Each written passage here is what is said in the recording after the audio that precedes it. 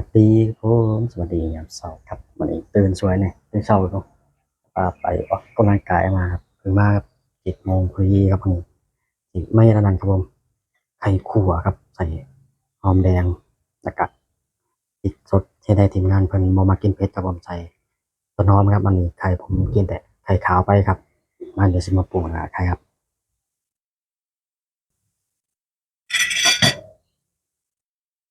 สับต้นหอมกันครับผมอืม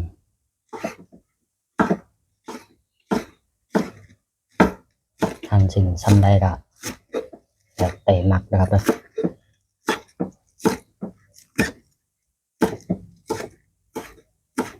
ถ้ามีไอ้ใบอันนั้นแห้งหอมครับผมไอ้ผักชี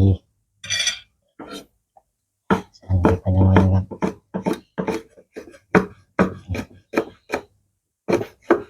ชาลงบางโอ้ใช้มือหน่อยนึงครับ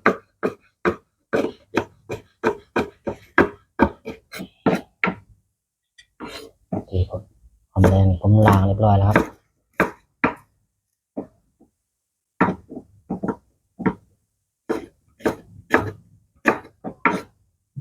ซองหัวครับผม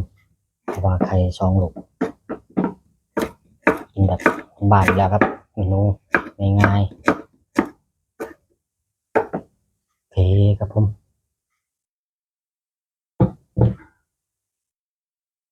เดี๋ยวมาตอกไข่ใส่เลยครับมีไข่ครับผมกินมื้อเช้านี่อืม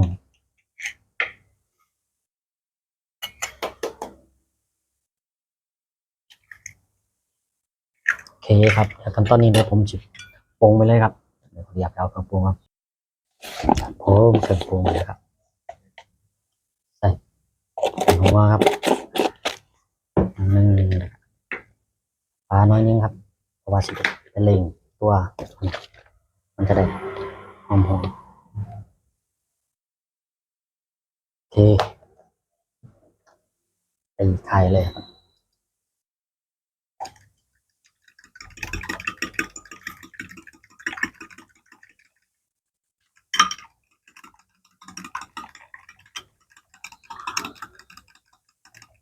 โอเคครับผมเดี๋ยวนี้เดี๋ยวผักเดี๋ยวผมจะใช้เวลาครับไข่มันเกือบสุกๆก่อนเดี๋ยวใส่น้ำผักลงไปครับโอเคครับผมไป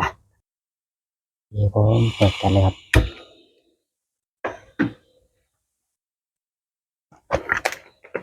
ใส่น้ำครับพอประมาณครับผมกะเอาประมาณเดี๋ยวท้ามันเดือดครับ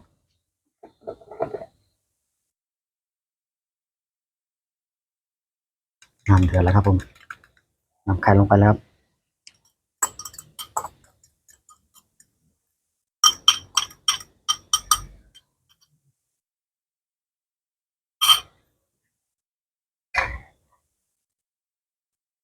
ลงมาเมื่อ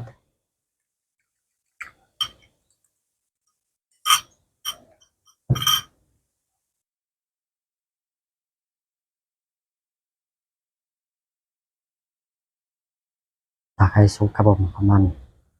ใดสำหนึ่งครับ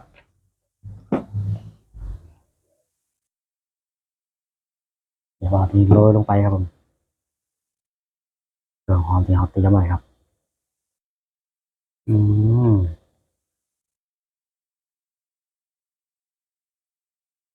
โอเคครับผมอู้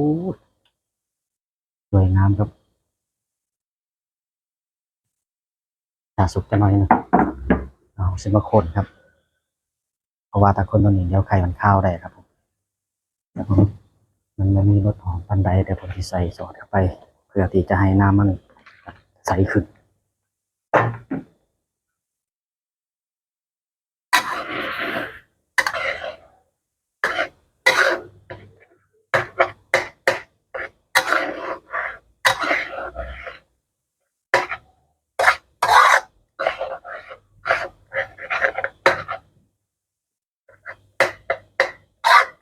แบบสักพักนะ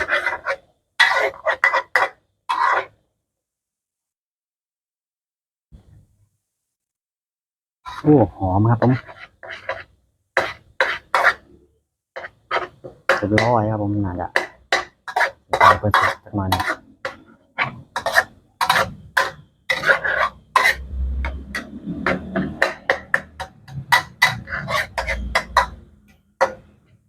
เมนูมันบาทครับง่ายๆครับผมใส่เวลามาหอด3 นาทีนี่ก็นับว่าทำแบบซ่าๆนะครับผมโอเคถ้าผักสุกเนาะถ้าสักถ้าสุกอะเรียบร้อยครับผมง่ายๆครับเลย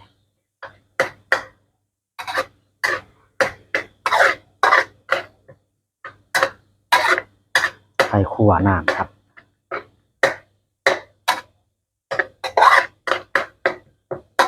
โอเคเรียบร้อยครับผมเนี่ยครับมันเนี่ยเมนูมันบ้านไหนทีมงานมันกินครับผมเห็ดให้เพื่อนกินพอเพื่อนอยากกินครับผมโอ้สวัสดีครับซอยครับโอ้สวัสดีกินโชว์ครับมันนี่ขาดช่วยๆแล้วก็ขอบคุณทุกท่านที่กดติดตามครับผมขอบคุณทุกความเห็นใจข้างหน้านะครับเรามือนี้มีหน่อยชาแนลเราข่าวเข้ามาสวัสดีครับ